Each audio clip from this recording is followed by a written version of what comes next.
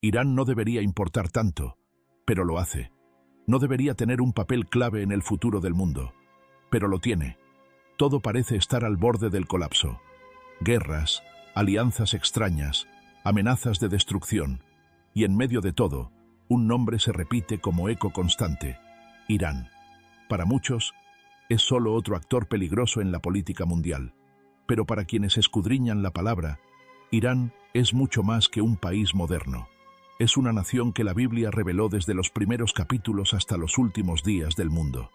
Sí, Irán tiene otro nombre en las Escrituras: Persia. Y lo que vamos a ver hoy no es una teoría. Es un recorrido profético que comienza en el Génesis y culmina en el Apocalipsis. Irán no solo aparece en la Biblia, fue parte esencial del plan de Dios, y lo seguirá siendo. Pero lo más desconcertante es que antes de ser un enemigo profético, Persia fue el instrumento divino para restaurar a Israel. Para entender esta conexión, hay que volver al principio. Tras el diluvio, Dios da a la humanidad un nuevo comienzo. Noé y sus hijos, Sem, Cam y Jafet, se convierten en padres de las naciones. En Génesis 10 aparece el primer mapa genealógico de los pueblos. Allí están Elam, hijo de Sem, y Madai, hijo de Jafet, dos nombres olvidados por muchos, pero que dieron origen a los elamitas y los medos, habitantes de las tierras que hoy conforman Irán. Elam se asentó en el suroeste, cerca del Golfo Pérsico, en tierras fértiles. Madai vivió en las montañas del norte, una región áspera que forjaba guerreros resistentes. Estas dos ramas se convertirían siglos después en la base del temido imperio persa. Y Persia ya aparece como potencia en Génesis 14, cuando el rey Kedorlaomer de Elam, junto con otros reyes del oriente, invade Canaán. Toman ciudades y esclavizan pueblos, incluyendo a Lot, el sobrino de Abraham. Abraham entonces hace lo imposible. Con solo 318 siervos entrenados, derrota a esos reyes y rescata a Lot. La lección espiritual es clara. Ninguna coalición del Este puede prevalecer contra el favor de Dios.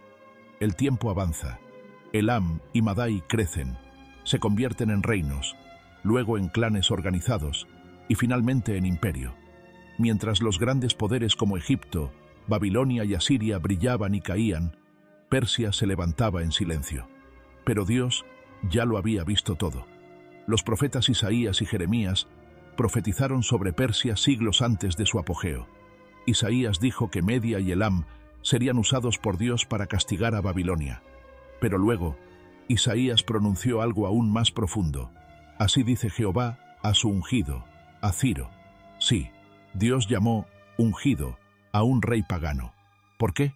Porque él sería el instrumento para liberar a los judíos del exilio y ordenar la reconstrucción del templo en Jerusalén.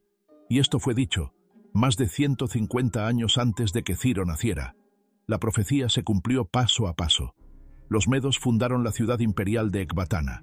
El rey Ciaxares, nieto del fundador, reformó su ejército y destruyó a Asiria. Luego apareció Ciro el Grande, quien unificó Persia y Media en un solo imperio, el temido imperio medo-persa. Y cuando Babilonia profanó lo sagrado, Ciro actuó. En Daniel 5, el rey Belsasar usó los utensilios del templo para una fiesta impía. Entonces, una mano escribió en la pared: Mene, Mene, Tekel, Parsin. Nadie supo interpretarlo, excepto Daniel. Él reveló: Dios ha contado tu reino y le ha puesto fin. Será entregado a los medos y los persas. Esa misma noche, Ciro desvió el río Éufrates y entró en Babilonia. Sin derramar sangre, cumplió la profecía. Ciro no solo liberó al pueblo de Dios, financió la reconstrucción del templo, respaldó a líderes como Zorobabel y Josué, y restituyó la fe de una nación. Persia, la hoy temida Irán, fue la única potencia extranjera que no destruyó a Israel, sino que lo restauró. Este detalle no puede pasar desapercibido. El único imperio extranjero que respaldó la fe de Israel, que ayudó a levantar su templo y reconoció la mano de Dios sobre su pueblo, fue Persia. No es extraño que la nación que hoy es vista como amenaza profética, una vez fue el refugio y escudo del pueblo escogido. Este hecho debe hacernos reflexionar. Dios puede usar incluso a quienes el mundo considera paganos o enemigos para cumplir sus propósitos eternos. En su soberanía, él levanta y derriba reinos, no según el juicio humano, sino según su plan redentor. Y sin embargo, esa misma Persia, siglos después, aparecerá en las páginas del fin, pero no como aliada, sino como adversaria. La historia aún no termina, porque lo que viene a continuación es aún más sorprendente y estremecedor. Persia había sido aliada, había sido instrumento, pero el plan divino no se detiene en la bondad de un rey ni en un gesto de misericordia, porque después del decreto de Ciro y la reconstrucción del templo, Dios siguió revelando el futuro de Persia de una manera tan detallada que aún hoy asombra. El profeta Daniel, testigo del ascenso de Persia, recibió visiones que estremecieron su alma. En una de ellas, vio 4 bestias salir del mar. La segunda, un oso enorme, alzado de un lado, con 3 costillas entre sus dientes, y una voz le dijo: «Levántate y devora mucha carne». El ángel le explicó: esa bestia era el imperio medo-persa, levantado de un lado porque Persia dominaría sobre Media. Las 3 costillas representaban 3 conquistas implacables: Lidia, Babilonia y Egipto. Y así ocurrió. Tras destruir Babilonia, Persia, bajo el mando de Cambises II, hijo de Ciro, dirigió su mirada hacia el sur. En una de las campañas más audaces de la antigüedad, cruzaron el desierto del Sinaí y vencieron al faraón de Egipto en la batalla de Pelusio. Egipto, el antiguo opresor de Israel, cayó ahora ante Persia, y así se arrancó la 3ª costilla. Pero esa no fue la última visión. En otro momento, Daniel se encontraba junto al río Ulai, cuando fue arrebatado por otra visión: un carnero con 2 cuernos, uno de ellos más alto que el otro, y el más alto creció después. El carnero embestía al occidente, al norte y al sur, y nadie podía detenerlo. El ángel lo explicó con claridad. El carnero que viste representa a los reyes de Media y Persia. Persia avanzaba como una bestia sin freno. Dominaba tierras, sometía reinos y parecía indetenible. El cuerno más alto era Persia, superior a Media, aunque ambos estaban unidos. Pero, de pronto, apareció algo más. Desde el occidente, veloz como el viento, un macho cabrío con un solo cuerno entre los ojos embistió con furia al carnero. Lo derribó, lo pisoteó, y no quedó fuerza en él. Era una profecía clara. Grecia, bajo el mando de Alejandro Magno, vendría después, y lo haría con una velocidad que aún asombra a los historiadores. Daniel no conocía los nombres, pero vio con claridad el curso de la historia. Vio a Persia ser gloriosa y caer. Pero antes de que eso ocurriera, la gloria de Persia aún debía alcanzar su punto más alto. Y ese momento no llegó en el campo de batalla, sino en el corazón del palacio. El libro de Esther nos transporta a la majestuosa ciudad de Susa, capital del imperio en tiempos del rey Asuero. Un banquete de 6 meses, seguido de 7 días de fiesta. En medio de esa celebración, el rey pidió que la reina Vasti se presentara ante todos, pero ella se negó. Humillado, Asuero desterró a Vasti y ordenó una búsqueda de una nueva reina. Las jóvenes vírgenes más hermosas de todo el imperio fueron llevadas al palacio. Entre ellas, Adasá, una judía huérfana criada por su primo Mardoqueo. En palacio fue llamada Esther. Esther fue elegida reina, sin que el rey supiera su origen. Pero mientras ella vivía en el palacio, en las sombras surgía un nuevo enemigo: Amán, descendiente de los amalecitas, antiguos enemigos de Israel. Amán fue exaltado a la 2ª posición del reino, pero cuando Mardoqueo se negó a inclinarse ante él, decidió vengarse, no solo de él, sino de todo el pueblo judío. Amán convenció al rey de firmar un edicto. En una fecha señalada, todos los judíos del imperio serían exterminados. Hombres, mujeres, niños, nadie sería perdonado. El caos y el lamento se esparcieron. Mardoqueo envió un mensaje urgente a Esther, pero acercarse al rey sin invitación era castigado con la muerte, a menos que extendiera su cetro. Tras ayuno y oración, Esther tomó la decisión. Se presentó ante el rey, y el cetro fue extendido. Pero no apresuró su petición. Invitó al rey y a Amán a un banquete, luego a otro, y en el segundo banquete reveló la verdad. Hemos sido vendidos para ser exterminados, yo y mi pueblo. El rey, enfurecido, exigió saber quién, y Ester señaló a Amán. Amán fue colgado en la horca que él mismo había preparado para Mardoqueo, pero el decreto aún seguía vigente. Así que Ester y Mardoqueo propusieron un nuevo edicto, que los judíos pudieran defenderse.